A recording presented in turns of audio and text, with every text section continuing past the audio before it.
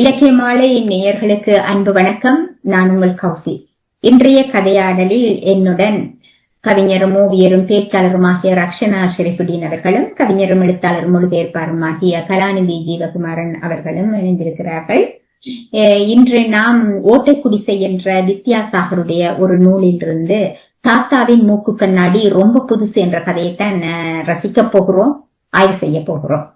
இந்த கதையை என்னுடைய யூடியூப் சேனலில் நான் போட்டிருக்கிறேன். அதனுடைய லிங்கை டெஸ்கிரிப்ஷன் பாக்ஸிலே போட்டிருக்கிறேன். இந்த கதையின் கதாசிரியர் கூறுகின்ற ஒரு வரிதான் என்னை பாதித்தது. பொருள் மனிதனை வென்று விடுவதில்லை, ஆனால் மனிதன் பொருள்களால் தன்னையே வென்று விடுகிறான். இதை மனதிலே பதித்துத்தான் இந்த கதையோடு நாங்கள் நடக்கப் போகின்றோம். இப்போது கலாநிதி ஜீவகுமாரன் அவர்களை நான் அழைக்கின்றேன். வணக்கம் கலாக்கா. வணக்கம். வணக்கம் கௌசி. கலாக்கா, நீங்கள் அந்த கதையிலே இருக்கின்ற கதாபாத்திரம், முக்கிய கதாபாத்திரமாகிய தாத்தாவை பற்றி நீங்கள் என்ன நினைக்கிறீங்க? அனைவருக்கும் வணக்கம். தாத்தாவின் மூக்கு கண்ணாடி என்ற இந்த கதை எங்களுக்கு, தாத்தாவுக்கு மட்டுமில்லை எங்களுக்கும் கண்ணாடி தந்த ஒரு கதை மாதிரி இருக்குது. நிறைய விடயங்களை நாங்கள் இதிலே பார்க்கக்கூடியதாக இருக்கும். இந்த பாத்திர வார்ப்பை நாங்கள் எடுத்துக்கொண்டோம் என்றால், தாத்தா ஒரு கற்பனை பாத்திரமாக இல்லாமல் நாங்கள் சாதாரணமாக பார்க்கின்ற, யதார்த்தமாக காணுகின்ற ஒரு தாத்தாவாகத்தான் அந்த தாத்தா இருக்கிறார். இப்ப பொதுவாக நாங்கள் வயசானவர்கள் என்று சொன்னால் அவர்களுக்கு எந்த ஒரு நாங்கள் கணக்கிலேயே எடுக்கிறதில்லை. கிளாடு தானே, அதுக்கு என்ன, அவருக்கு ஓகே அவர் ஒரு மூலையில இருக்கினம் என்ற மாதிரியான நினைப்பு இல்லாமலுக்கு இந்த பாத்திரத்தை அவர் பார்த்து கொண்டு போயிருக்கிற விதத்திலே பார்க்கின்ற பொழுது ஒரு உயிரோட்டம் உள்ள ஒரு தாத்தாவாக இருக்கிறார். உரிமையாக பேரனிட்ட எனக்கு பேராண்டி எனக்கு கண்ணாடி வேணும் என்று கேட்கறதுல இருந்து தொடங்கி எனக்கு கண் அவிஞ்சு போயிட்டுது, போடா போக்கத்தவனே என்று சொல்லி அந்த ஸ்டார்ட்ல தொடங்குறதுல தொடங்கியும் அவரை நாங்கள் பார்க்கின்ற பொழுது ஒரு ரியலான ஒரு தாத்தாவாகத்தான் தெரிகிறார். ஆனா தாத்தாவுக்கு மெட்ட பிரச்சனை, பேரனுக்குரிய காசு பிரச்சனை இருக்குமென்றதை பற்றின சிந்தனை அவருக்கு இல்லை. அவர் ஒரு குழந்தையாக ஒரு தாத்தாவாக இருக்கிறார். மற்றது தாத்தா தன்னை மறந்தவராக இல்லை. அவருடைய ஐடென்டிட்டி தான் என்ற ஒரு இது வயசு போனாக்கள் என்று சொன்னா வடிவு பார்க்க மாட்டாங்க, அப்படி இப்படி என்று இல்லை. அவருக்கு அந்த கண்ணாடி கூட அவருக்கு அது மொத்தையா இருக்க கூடாது, நல்லா இருக்க வேண்டும் என்று சொல்ற இடத்துல அந்த பேரன் கடைக்காரர்கிட்ட, கண்ணாடி கடைக்காரர்கிட்ட சொல்ற போது அப்ப அந்த கண்ணாடி கடைக்காரர் கேட்கிறார், ரொம்ப நெட்டு பிடிச்ச கிழவனா இருக்குமோன்னு சொல்லி என்று. ஆமா, அப்படித்தான் அவர் எல்லாம் டிப்டாப்பா இருக்க வேண்டும் என்ற மாதிரியான ஒரு தாத்தாவாகத்தான் இருக்கிறார். சரி, அப்ப அவர் அங்க வீட்டை போயெல்லாம் செய்கிறார். இந்த இடையில தாத்தா இந்த ஒருக்கா போனதுதான் வருது. பிறகு திருப்பி 2ஆம் முறையும் பேரன் போற போது கேட்கிறார், மறந்துட்டியோ, நீ எனக்கு தரத்தான் வேணும்னு சொல்லியேன். சரி, அந்த சாப்டர்கள் முடிஞ்சது. அப்புறம் 3ஆம் முறையாக பேரன் உண்மையாவே கண்ணாடி வேண்டி கொண்டு போற அந்த நேரத்துல எனக்கு அதுல பிடிச்ச விஷயம் தாத்தாவில என்னன்னு சொன்னால், அந்த தாத்தா என்னுடைய அரவணைப்பு, அன்பு. அத பேராண்டி வேண்டிட்டான் என்றதை விட அவர் அந்த கண்ணாடி எப்படி வேண்டணும் என்று சொல்லி அந்த மகன் பேரனும் பேரனுடைய மனைவியும் சொல்லுகின்ற அந்த நேரத்திலே அவர் சொல்றார், எனக்கு தெரியுமடா என்ற பேத்தி வேண்டி இருப்பாள்ன்னு சொல்லி, நீ வேண்டினான் இல்ல என்ற பேத்தி வேண்டி இருப்பாள்ன்னு சொல்லி அந்த மனைவியையும் புரத்தி பிள்ளையாக பார்க்காமலுக்கு மகண்ட பேரண்ட மனைவி என்ற நிலைய மாத்தி எந்த பேத்தி வேண்டி இருப்பாடா என்று சொல்லிக்குள்ள அந்த பிள்ளையும் உள்வாங்கி கொண்டு அவர்கள் கடைசியாக அவர்கள் 3 பேரும் கட்டிப்பிடிக்கிற பொழுது அந்த பேரனை கட்டிப்பிடிக்கிறார். சந்தோஷத்தின் உச்சத்துல பேரனை கட்டிப்பிடிக்கிறார், பேத்திய கட்டிப்பிடிக்கிறார், பூட்ட பிள்ளையையும் கட்டிப்பிடிக்கிறார். அப்ப அந்த ஒட்டுமொத்தமாக அந்த கட்டிப்பிடித்தல் என்பதிலேயே அவர் குடும்பத்தை அந்த கூட்டு குடும்ப உறவுகளை அவர் கட்டிப்பிடித்து வைத்திருக்கிற ஒரு தாத்தாவாகத்தான் நீங்க பார்க்கக்கூடியதாக இருக்கு. தாத்தாவிலே எந்த ஒரு நெகட்டிவான இதுவும் எனக்கு தெரியல. மிச்சம் சாதாரணமாக கதையை நகர்ந்து போய் கொண்டிருக்கோம். இது தாத்தாவுடைய பாத்திரம். மிச்சத்தை நீங்கள் தொடர்ந்து நாங்கள் கதைப்போம். ரக்ஷனா சொல்லுங்க. இந்த கதையில எனக்கு அந்த தாத்தாவுடைய அந்த கோரிக்கை, அந்த முக கண்ணாடி என்ற அந்த கோரிக்கை அது வெறுமினன் ஒரு ஒரு பார்வைக்குரிய ஒரு சாதனம். அது அவருக்கு தேவை இருக்கிறது, அதனால அவர் கேட்கிறார் என்று மட்டுமே நல்ல பார்க்க இயலல என்ற சாதாரணமாக வயோதிபம் வருகின்ற பொழுது எங்களுடைய அடுத்தடுத்த சந்ததி எங்களுக்கு கொடுக்கிற முக்கியத்துவத்தை அடிக்கடி பரிசீலித்து பார்க்க வேண்டிய ஒரு தேவையும் வயோதிபர்களுக்கு இருக்கிறது. அதனால அவர் ஒரு வாழ்க்கை முழுதாக வாழ்ந்தவர், பிள்ளைகள் பேர பிள்ளைகள் பார்த்தவர். அவருக்கு தெரியும் சமூகத்தில் ஒரு ஒரு ஒரு குடும்பத்தை எடுத்து நடத்துற நேரம் அங்க பொருளாதாரம் எவ்வளவு பெரிய பிரச்சனையா இருக்கும் என்றது அவருக்கு நன்கு தெரிஞ்சுதான் இருக்கும். இருந்தாலும் இவ்வளவு நாள் இந்த பேரன் இந்த முக கண்ணாடிய கொண்டாந்து தரல என்று சொல்றத அவர் அதுக்காக அவர் உரிமையோட சண்டை பிடிக்கிறார். அப்ப சாதாரணமாக நாங்க ஒரு யாருகிட்டயாவது ஒரு விஷயத்த வாங்கி கேட்டு அவளை முடியாத பட்சத்துல நாங்க ஒரு சின்ன ஒரு சிந்தனை எங்களுக்கு இருக்கும். ஒருவேளை அவங்களால ஏழலையோ இல்லாட்டி அதுக்கு பிரச்சனை இருக்கும். ஆனா அதை தாண்டி அவருக்கு அது இல்லாம இருந்திருக்காரு. அவர்கிட்ட அந்த தர்க்க ரீதியான சிந்தனை இருந்தாலும் அந்த மனம் தன்னுடைய பேரன் அடுத்தது இந்த பேரன் அவருக்கு கூட இருக்கிற பேரன் இல்லை, இவர் தூரத்துல இருக்கிறாரு. எனவே அந்த வாஞ்சை அந்த தேடல் இன்னும் கொஞ்சம் அதிகமாக இருக்கிறதும் ஒரு காரணமாக இருக்காங்க. இல்லாட்டி இவ்வளவு காட்டமாக சில வார்த்தைகளையும் அவர் பிரயோகிக்கிறார். எனவே அது ஒரு அன்பின் வெளிப்பாடுதான். அந்த கதையிலேயே கடைசியில சொல்லியிருக்கிற மாதிரி இது பொருள்ங்கிறது மனிதனுக்கு அப்படி ஒரு முக்கியம் இல்லை, வென்று விடுவதில்லை. இருந்தாலும் மனிதர்கள் சேர்த்த பொருள் தேவைப்படுகிறது என்று. எனவே இப்ப நாங்க ஒருவருக்கு ஒரு பரிசை கொடுக்கிற நேரம் கூட நாங்க அதை ஏன் கொடுக்கிறோம்னு சொல்றது அவருக்கு இப்ப ஒரு ஏற்கனவே இருக்கிற ஒரு பொருளை கூட நாங்க பரிசா கொடுக்கிறோம் இன்னொருத்தருக்கு. அப்ப அது இல்லன்றது இல்லை. ஆனா நான் உன்னை முக்கியத்துவப்படுத்துகிறேன், எனக்கு நீ முக்கியமான ஒரு ஆள், நான் உன்னை பற்றி சிந்திக்கிறேன்ங்கிறத வெளிப்பாடுதான் அது. ஒருவேளை அந்த தாத்தா எதிர்பார்ப்பு அந்த பேரனிடம் அப்படியான ஒரு எதிர்பார்ப்பு இருக்கிறது ஒன்று. அடுத்தது அந்த பேரனுக்கு அந்த தாத்தாவுடைய ரசனை தெரிஞ்சிருக்குது. அந்த கண்ணாடி வாங்குற நேரம் அந்த கண்ணாடி எப்படி இருக்க வேணும், இந்த ஃப்ரேம் எப்படி இருக்க வேணும் என்கிற அந்த டீட்டெயில்ஸ். அடுத்தது அவர் கேட்கிற அவங்களுக்கு பவர் தெரியுமான்னு, பவர் தெரியும் அப்படின்னு. அப்ப அந்த தாத்தாக்கும் பேரனுக்கும் இடையில இருக்கிற அந்யோன்யம். இப்ப கூட இப்ப எங்களுக்கு கூட இருக்கிறவங்களுக்கு ஒரு ஷர்ட் வாங்கணுமோ இல்லாட்டி ஒரு செப்பல் வாங்கணுமோ ஏதோ ஒரு தேவை வர நேரம் எங்களை எத்தனை பேருக்கு அவங்களுடைய அந்த அளவுகள் தெரிஞ்சிருக்குங்கிறது ஒரு கேள்விக்குறி. எனவே தாத்தாவுடைய கண்ணாடியிற அந்த வலு பேரனுக்கு தெரிஞ்சிருக்கிறதுங்கிறது அந்த குடும்பத்துல ஒரு அமைப்பை அந்த கதையிலேயே சொல்றாங்க. எங்க குடும்பத்துல எல்லாருமே பாசக்காரங்களே, பாசம் பண்ண நாங்க உருகி விடுவார்கள், அவங்களும் அப்படித்தான் நீக்காங்கன்னு பார்த்து அந்த கூட திருமணம் முடிச்சு வந்த மனைவியும் அப்படித்தான் இருக்கிறார். எனவே அந்த தாத்தாவுக்கு பேரனுக்கிட்ட அவர் உரிமையாக கேட்கிற அந்த விஷயம் அது ஒரு செயற்கை தன்மையா எங்களுக்கு தெரியல. அதுக்கான அந்த நியாயம் அந்த கதையில சேர்க்கப்பட்டிருக்கு. அந்த தாத்தாவுடைய அந்த தேவை அவர் ஏன் அப்படி கேட்கிறாருங்கிறதுக்குரிய அந்த ஒரு லாஜிக் எங்களுக்கு எங்கேயுமே அங்க பிசிறு தட்டல்லது. அது கொஞ்சம் எங்களுக்கு அந்த பேரன் பண்ற கஷ்டத்தை பாக்குற எங்களுக்கு கொஞ்சம் மனவேதனையா இருந்தால் கூட அந்த தாத்தாவுடைய அன்பின் வெளிப்பாடாகத்தான் அதை பார்க்க வேண்டியதா இருக்கிறது. அப்ப அந்த குடும்பம் எல்லா குடும்பமும் அப்படி இருக்குமான்னு சொல்ல இயலாது. ஆனா அந்த குடும்பத்துல அந்த பாட்டன் அந்த பேரன் அவர்களுடைய உறவு முறை, அவர்களுடைய இருக்கிற அந்யோன்யம், அந்த உரிமைங்கிறது அது தாத்தா கேட்டுட்டார் என்ற ஒரு காரணத்துக்காக எல்லா பேர பிள்ளைகளும் இவ்வளவு சிரத்தை எடுக்குமா என்றதும் தெரியல. ஆனா இந்த பேரை எனக்கு கொஞ்சம் மனதுக்கு ஏதோ ஒரு கொஞ்சம் ஃபேனை விசிறி விட்ட ஃபேனை எங்கட பக்கம் திருப்பி விட்டா ஒரு பூரிப்பு பெருமை அந்த மாதிரி இருந்தது. அந்த தாத்தாக்கு இவ்வளவு வாஞ்சி இருக்கு இந்த பேரன் மேல, இந்த பேரனுக்கு அது இருக்குது என்ற ஒரு எண்ணம் வந்தது. எனவே அந்த தாத்தாங்கிற ஒரு ஆளுக்கு ஒரு அவ்வளவு முக்கியத்துவம் அந்த கதையில கொடுக்கப்பட்டிருக்கிறதா நான் பார்க்கிறேன். மற்றது இப்ப இந்த கதையில முக்கிய கதாபாத்திரமே தாத்தா தான். தாத்தா கண்ணாடி இந்த ரெண்டும் தான் முக்கிய. அதுல நான் பார்த்தேன்னா இந்த தாத்தாவோட அந்த பிடிவாதம், இந்த பிடிவாதம் என்றால் தனக்கு காண்ற நேரமெல்லாம் கேட்கறதுக்கான ஒரு கிராமத்துல இருக்கிற ஒரு தாத்தா வெளியில தன்னை பேரன் வேலை செய்யறாருன்னு சொன்னா அவங்களோட மனசுக்குள்ள ஒரு எண்ணம் பேரன் நல்ல ஒரு வேலைதான் செய்யறான் என்ற ஒரு எண்ணம் தான். அப்ப அவனுக்கு எப்படி காசு பிரச்சனை இருக்கும் என்றதெல்லாம் அவருக்கு தெரியாது. அப்பதான் அவர் அது தனக்கு இப்படியான மூக்கு கண்ணாடி தான் எனக்கு வேணும், இப்படி கண்ணாடி தான் வேணும் என்று அவர் பார்க்கக்கூடியதா இருந்தது.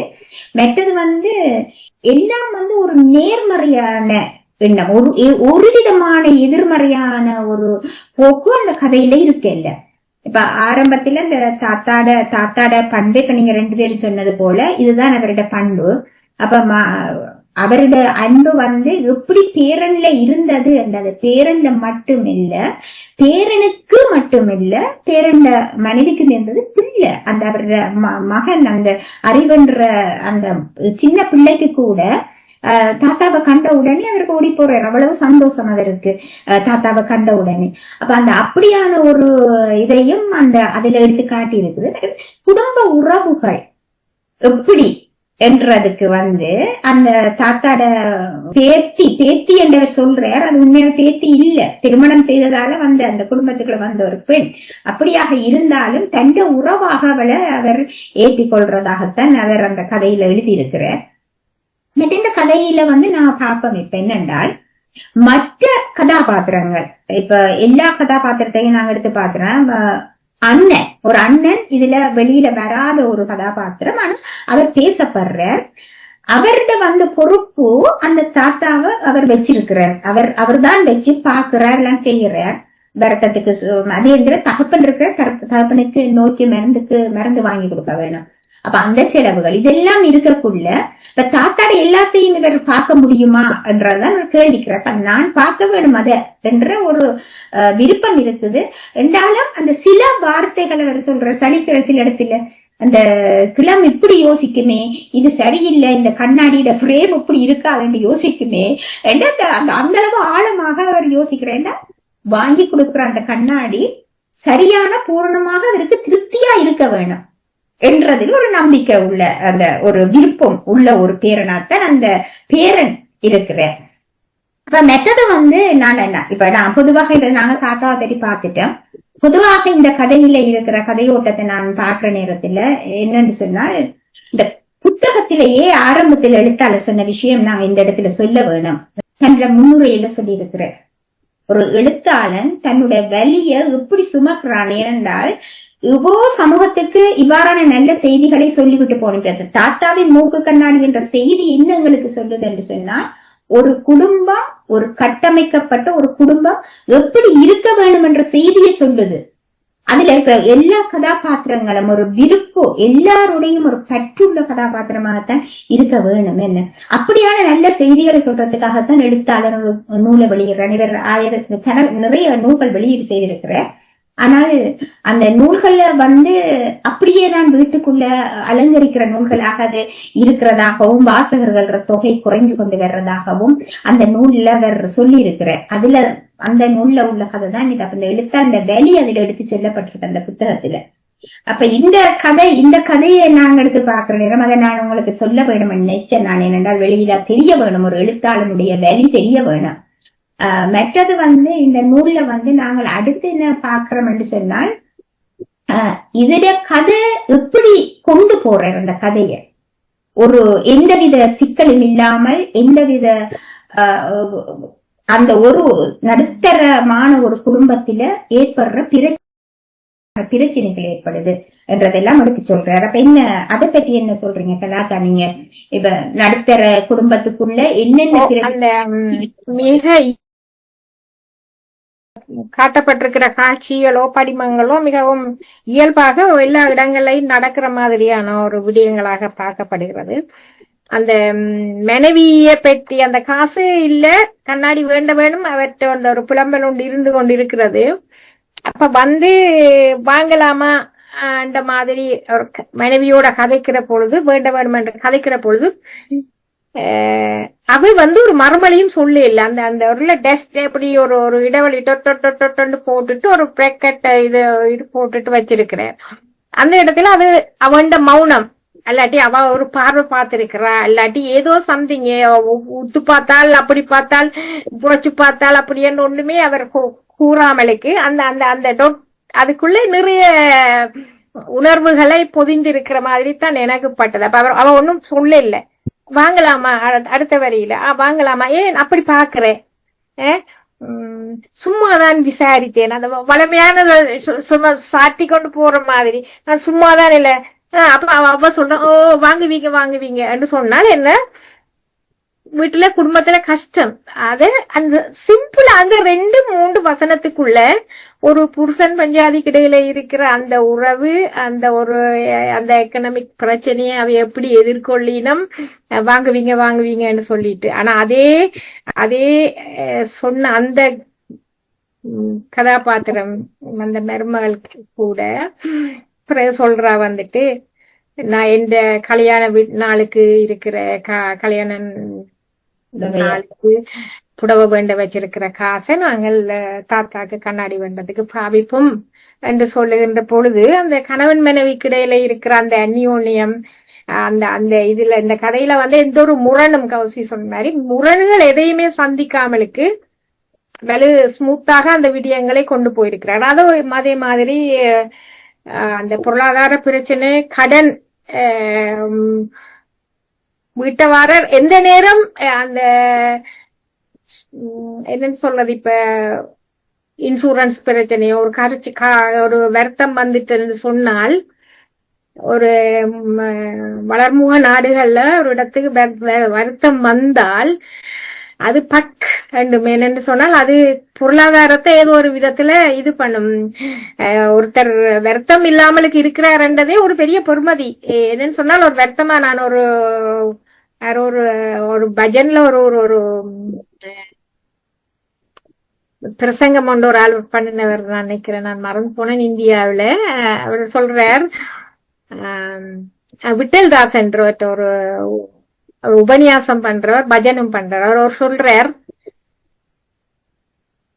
நீங்கள் டாக்டர்கிட்ட போகலையா, நீங்கள் கடவுளுக்கு நன்றி சொல்லுங்கோ, உங்களுக்கு உன்னுடைய இதயம் நல்லா இருக்குதா, அப்ப உனக்கு இவ்வளவு பொறுமதி, கிட்னி நல்லா இருக்குதா, இவ்வளவு பொறுமதி.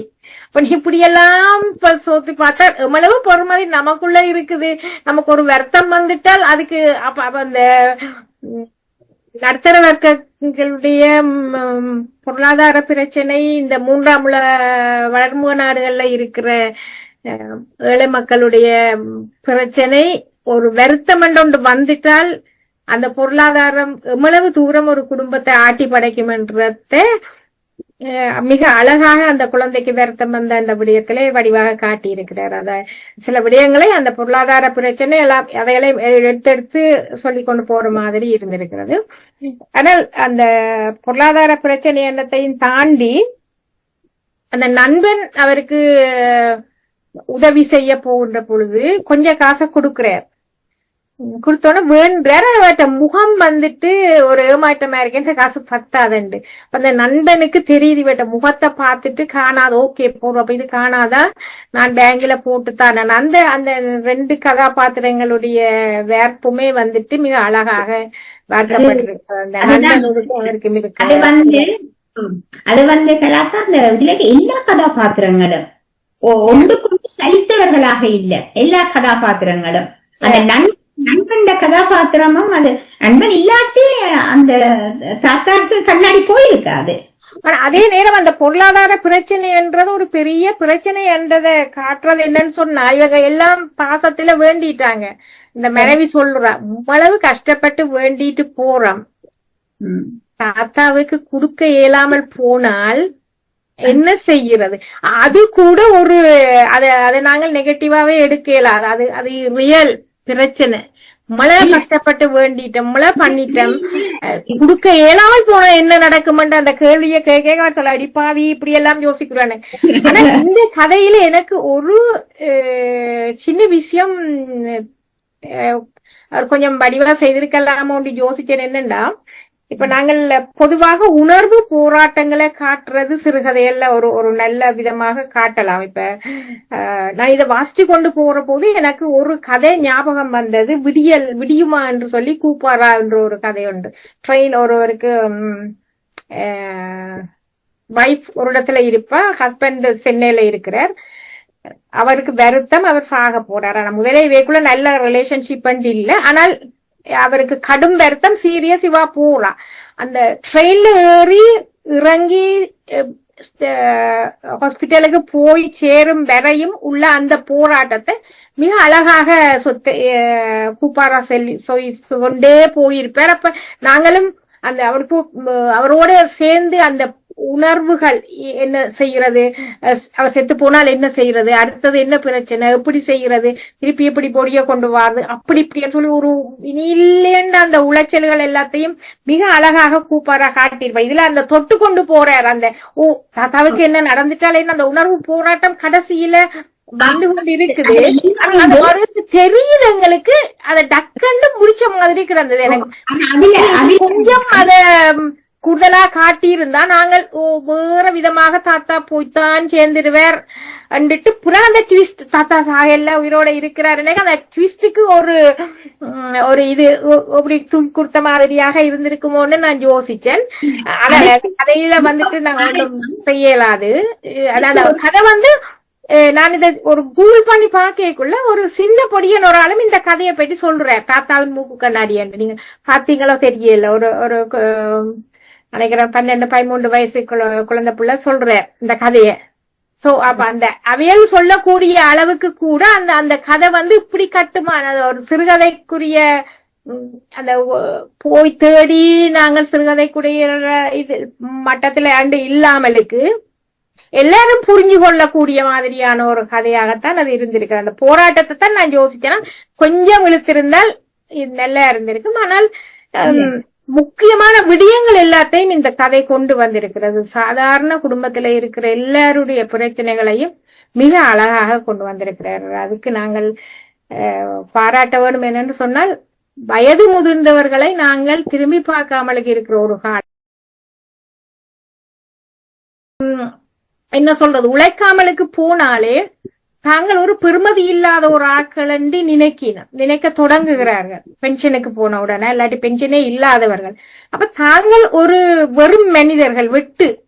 அப்ப அந்த ப்ரொடக்ட் இல்லாத ஆட்கள், நான் ப்ரொடக்டிவ் பண்ண இயலாத ஒரு ஆளாக இருக்கிற பொழுது தேவையில்லாத ஒரு ஆள், ஒரு ஜடம் அந்த மாதிரி இல்லாமல் அந்த ஜடங்களுக்கும் உயிர் இருக்குது, அவைகளுக்கும் வாழ்க்கை இருக்குது, அவைகளையும் முன்னுக்கு கொண்டு வாங்க, அவைகளை பாருங்க, அவைக்கண்டு ஒரு ஐடென்டிட்டி இருக்குது. அதை மறத்து போட்டு நாங்கள் கிளடுகள் தானே என்றது. ஆஹா, கிளடன்று யாரையுமே சொல்லலாது. இப்ப நாங்களே எத்தனையோ வயசு போன ஆக்களை பார்த்திருப்போம். சில வேளை நாங்கள் ஏதாவது சாரியலை வேண்டி கொண்டு கொடுத்துட்டா கூட அத்தைமார் ஆன்டிமார் வயசான ஆக்களை கொடுத்தா இந்த கலர் எனக்கு பிடிக்காது, இருக்கட்டுமா, சரி ஓகே. அப்ப நான் யோசிப்பேன், அந்த அளவு வயசுலயும் அந்த பிடிக்காத கலர் வேண்டாம் என்று சொல்றது, அந்த வயசுலயும் தாங்க வடிவா இருக்கணும் என்று யோசிக்கிறதுன்றது இட்ஸ் கிரேட். இப்ப எனக்கு யாராவது என்னத்தை தந்தாலும் ஓகே, பேரும் தந்தாலும் ஓகே, சரியா சாரியா ஓகே, நான் அன்பா தரீனம்ன்னுட்டு நான் அதை ஓகேன்னுட்டு அக்செப்ட் பண்ணிடுவேன். ஆனால் அந்த ஒரு குணம் இந்த தாத்தாவிலையும் இருக்கிறத கண்டு அந்த நான் தன்னுடைய இருப்பை, அந்த மனித தன்மையை, தன்னுடைய என்னன்னு சொல்றது, நான் என்ற அந்த இருப்பை துளைக்காமலுக்கு இருக்கிறார்கள். அவை துளைக்காமலுக்கு இருக்கிறார்கள் என்பதை சுத்தவரை இருக்கிற ஆட்கள் இதுக்கு நல்ல ஒரு கதை. இது எல்லா வீட்லயும் இருக்கிற அப்பா அம்மாவே கண்ணாடிய போட்டு பாருங்க, அவை நீங்க நிக்கிற மாதிரி இல்ல, சோ ஸ்மார்ட் அவையலண்டாதான் அதன் அர்த்தம். ரக்ஷனா சொல்லுங்க உங்களோட கருத்துக்களை. நான் இதுல கலாக்கார் கொண்டு ஆன்சர் சொல்லிட்டு என்னென்றால், அவர் கூடுதலாக அவர் சிந்திச்சு கொண்டு போகாத கேள் என்று சொன்னால், அப்படி ஒரு சிந்தனையே எங்களுக்கு வேணாம் என்று அவர் நினைக்கிறார். சரி, அடிப்பாவி இப்படி நினைக்கிறியே என்று சொல்லி அவர் சொல்ற அந்த வார்த்தையில் என்னன்னா, அவருக்கும் வந்து நினைப்பு இருக்குது, ஆனா அதை மறைச்சு அப்படி உள்ளுக்கு வச்சு கொள்றார். அதே போலதான் அவருக்கு அதை வெளியில சொல்லக்கூடாது, அதை அப்படி நினைக்க கூடாது. சொல்லுவாங்க நெகட்டிவ் மைண்ட் இருக்கக்கூடாதுன்னு சொல்லி. அந்த ஒரு சிந்தனையாலதான் அவர் அதை மறைச்சு போட சொல்லாம வச்சிருக்கிறார் என்ன நான் அதுல நினைச்சேன்னா. அந்த முடிவு பற்றியும் நாங்க பேசுவோம், நீங்க சொல்லுங்க ரக்ஷனா. இந்த இந்த இந்த ஆர்குமெண்ட் பத்தி தான் நான் யோசிச்சேன். அதாவது சில இப்ப ஒரு படைப்பாளர் 2 வார நேரம் ஒவ்வொரு படைப்பாளருடைய படைப்பிலையும் அந்த படைப்பாளருடைய அந்த சுபாவம் வெளியே தெரிகிறத எங்களால தவிர்க்க முடியாது. ஒவ்வொரு படைப்புக்கும் ஒவ்வொரு பாணி இருக்கு. உதாரணமா சொல்ல போனா சிலர் இப்ப நாங்க சொல்லுவாங்க இப்ப சமுத்திரக்கண்ணிட படம்னு சொன்னா எல்லாரும் சொல்றேன் இவர் கருத்து சொல்ல வருவாருன்னு சொல்லி அப்படி இருக்கு. இப்ப விவேகோட காமெடின்னு சொன்னா சொல்லுவாங்க இவர் கருத்து சொல்லவா. இப்ப விக்ரமன்ற படம்னு சொன்னா எப்பவுமே அதுல ஒரு நல்ல விஷயத்தை தான் அவர் காட்டுவேன். இலக்கியம் வரக்குள்ள அந்த எதிர்பார்ப்பு அது கொஞ்சம் செயற்கைத்தன்மை இல்லாமலுக்கு இருக்கிற பட்சத்துல இயன்ற அளவுக்கு நல்ல விஷயத்த சொல்றது இலக்கியத்துக்கு முக்கியமான விடயம் நான் யோசிக்கிறேன். எந்த அளவுக்கு எதிர்மறையான விஷயங்கள் இல்லாட்டி பிரச்சனைக்குரிய விஷயங்களை நாம பேசுறோமோ அதே அளவுக்கு பாதிக்கு பாதி நல்ல மனிதர்கள் இருக்கிறாங்க, ஏற்றமுள்ள விஷயங்கள் இருக்குது.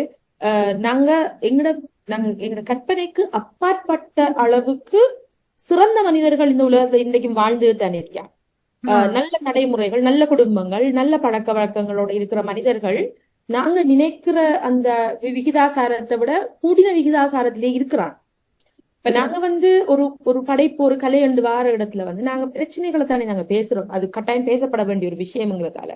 ஆனா அது கொஞ்சம் கொஞ்சமா எங்களோட உள்ளத்துல உலகம் என்றா இப்படித்தான், சமூகம் என்றா இப்படித்தான் என்ற ஒரு பிம்பத்தை எங்களுக்குள்ள விதைச்சுக்கிட்டு வருது. இப்ப ஒரு 100 பேர் இருக்கிற ஊரை எடுத்தா அதுல பிரச்சனைக்குரிய ஆட்கள் இருப்பாங்க. அடுத்தது சாதாரணமா இருக்கிற மனிதர்கள்லயே இவர் நல்லவர் இவர் கெட்டவர்ங்கிற ஒரு விடயம் இல்லை. குணம் நாடி குற்றமும் நாடி அது மிகை நாடி மிக்க குழல் தான். எனவே எவ்வளவு பெரிய ஒரு கெட்டவனா இருந்தாலும் அவன் மிக அற்புதமான உன்னதமான சிந்தனைகளை கொண்டிருக்கிற தருணங்கள் அவனுடைய வாழ்க்கையிலும் இருந்திருக்கு. எவ்வளவுதான் நல்லவர்களா இருந்தாலும் ஒரு உதாரணத்துக்கு சொல்லுவாங்க, நபிகள் நாயகம் அவர்கள் பேசிக்கொண்டிருக்கிற நேரம், அவருடைய தோழரோட பேசிக்கிற நேரம், முக்கியமான ஒரு விஷயத்த பேசுற நேரம் யாரோ குறுக்கர்த்தத்துல அவர முகம் கடுகடுக்கு லைட்டா அவருக்கு எரிச்சல் வருது, நான் எவ்வளவு முக்கியமான ஒரு விஷயம் பேசிட்டு இருக்கிற மாதிரி. உடனே அவருக்கு ஒரு குர்ஆன் வசனம் இறக்கப்படுது, அது ஒரு பாடம் இருக்கு. அவர் கடுகடுத்தார். அதுல தலைப்பே அந்த சூரத்துடைய தலைப்பே அவர் கடுகடுத்தார். இறைவன் சொன்னா நீங்க கடுகடுக்கிற விஷயம் கிடையாது, நீங்க செய்யறதே ஒரு மென்மையான பணி, அதுல நீங்க கடுகடுக்க இயலாத. அப்ப எவ்வளவுதான் நல்லவரா இருந்தா கூட இப்படியும் சில இடங்கள் எங்களுக்கு இருக்கு. நாங்க எல்லாருமே புனிதர்களும் இல்லை, எல்லாருமே கெட்டவர்கள் இல்லை. எனவே இந்த இலக்கியங்கள்ல நாங்க என்ன செய்ய முற்படணும், நாங்க ஆரம்பத்திலே இந்த சிறுகதைகள் பற்றி நாங்க பேச வேண்டும் எடுத்ததுல இதுவும் ஒரு சின்ன காரணம். அதாவது சமூகத்துக்கு நாங்க நல்லிலக்கியங்களை படைக்க வேண்டும், நச்சிலக்கியங்களை படைக்காம நல்லிலக்கியங்களை படைக்கணும். அதுவும் முக்கியமான எதிர்மறையான விடயங்களை கூட செல்ல வேண்டிய இடங்களில் எங்களோட மொழி ஒரு ஒரு என்ன சொல்ற எங்களோட மொழி அவ்வளவு ஆழ விசாலமானது. எனவே எங்கட மொழியில இப்ப சசரதன் சொன்ன மாதிரி இன்னும் 16 தாண்டவில்லை என்றும் சொல்லல. அப்ப இப்ப இந்த கதையில கூட நாங்க எடுத்துக்கொண்டாமண்டா கூட இப்ப அவர் இறந்து போவார் என்று யோசிக்கிற அந்த இடத்துல, இல்லாட்டி அந்த பொருளாதார பிரச்சனை வருகுது, வீட்டுல ஒன்றுமே இல்லைங்கிற இடத்துல கூட அந்த கணவன் மனைவி அதை எப்படி இப்ப அந்த மனைவி அந்த கணவனை புரிந்து கொள்ளாமலுக்கு இப்ப உன்னுடைய எவ்வளவு பிரச்சனை இருக்கு, அவ சொல்ற பிரச்சனை அடிப்படையில வீட்டுக்கே கஷ்டம். அந்த டைம்ல இவருக்கு மூக்கு கண்ணாடி வேணுமான்னு ஒரு பொண்டாட்டி கேட்டிருக்கலாம், ஆனா அவ கேட்கல. எனவே இதையும் சொல்லி, அதாவது இவங்க எல்லாருமே ஒரு ஸ்மூத்தான வாழ்க்கையை வாழ்ந்துட்டு போறாங்கன்னு அந்த எழுத்தாளர் எழுதல. இவங்களுக்கு இப்படி பிரச்சனை இருக்கிறது, பிள்ளைக்கு வருத்தம் வருது, வாங்கின கடன் வாங்க வேண்டிய சூழ்நிலைக்கு தள்ளப்படுறாரு, கடனை வாங்கின இந்த பிள்ளோட வருத்தத்துக்கு காசு செலவழிச்சு எதிர்பாராத விதமா இந்த திருமண நாளுக்கு வாங்க வேண்டிய புடவை வாங்க இல்லாம போது ஒரு பெண் எவ்வளவு கோவப்பட வேண்டும். ஆனா இப்படியும் இருக்கிறாங்க என்றத சொல்றதும் படைப்பாளர்களுடைய வேலை. இப்ப நீங்க சொல்றீங்க ஒரு 12 வயசு படியனுக்கு இந்த கதையை வாசிச்சு காட்டுறாரு. இப்ப இந்த பிள்ளைகள் எண்ணக்கரு விருத்தியான நேரம் இப்படியான விஷயங்களையும் நாங்க பிள்ளைகள உள்ளத்துல போடத்தானே வேணும். எனவே அந்த எழுத்தாளர் அந்த அடிப்படையில அவருடைய அந்த கதை உண்மையிலே அந்த கதையை வாசிக்கிற நேரம் நான் சொன்ன மாதிரி நாங்க எங்களுக்கு முன்னு திருப்பி வச்ச மாதிரி ஆறுதலா இருக்கு அது பாக்குற நேரம். அந்த விஷயத்த அந்த எழுத்தாளர் செய்திருக்கிறார் தான் நான் இந்த கதையில பாக்குறேன். அந்த நட்பனா இருக்கட்டும், அவர் சொல்றாரு இவன் மட்டும் இல்லை, வந்து எல்லாருமே நல்லவர்கள், ஏன் இருக்கப்படாதா, இருக்கலாம் இருக்கலாம் என்கிற விஷயத்த எனக்கு மிக பிடிச்சிருச்சு. அந்த விஷயம் அப்படிதான் நான் இந்த கதாபாத்திரங்கள், அந்த கதை சொன்ன பாணி எல்லாத்தையுமே பார்த்தேன். அந்த சிறுகதை அந்தந்த பொதுவாக சிறுகதைகள் முடிக்கிற இடத்துல ஒரு சிம்போலிக்காக எதையும் பண்ணுவாங்க ஏதாவதுன்னு சொல்லி அந்த மேல்மட்ட திறனாய்வு இதுகள்ல நான் பொதுவாக அந்த அழகியல் பாக்கல அந்த ஒரு பார்வை வரும். உதாரணத்துக்கு எங்களுக்கு ப்ரொஃபசர் சிவத்தம்பி சொல்லுவார், நான் இந்த படத்தை வரைஞ்சு போட்டு கீழே இது நான் என் எழுத தேவையில்லை, நீ சொல்லாத, சொல்ல தேவையில்லை. அதே மாதிரி முந்தி பாரதி ராஜாட படங்கள்ல வந்துட்டு அந்த கடைசியில ஒரு இது கன்க்ளூஷன் அவர் கொடுத்துட்டு போவார், கொஞ்சம் வசனம் போட்டு இப்படி மனிதர்களை இது பண்ண வணக்கத்துக்குரிய பாரதி ராஜா அந்த படம் முடிஞ்சு தியேட்டரால வெளியே எழுப்பி போக கொஞ்சம் வசனங்களை போட்டு விடுவாங்க. அது ஒவ்வொருத்தருடைய அதை சரி பிள்ளைன்னு நாங்க சொல்லல, அது எது எங்களுக்கு மைண்ட்ல போய் சேர வேணும்ன்றத சொல்றாங்க. அதை வந்துட்டு நாங்கள் வேற விதமாயும் எடுக்கலாம், இப்படியும் எடுக்கலாம், அப்படி எடுக்கலாம். ஆனால் இந்த கடைசியாக அந்த அவர் அந்த சொல்ல வந்த விஷயம் வந்துட்டு அந்த பொருள் மனிதனை வென்று விடுவதில்லை தான், மனிதன் பொருளால் தன்னையே வென்று விடுகிறான் என்ற அந்த சொல்றான்.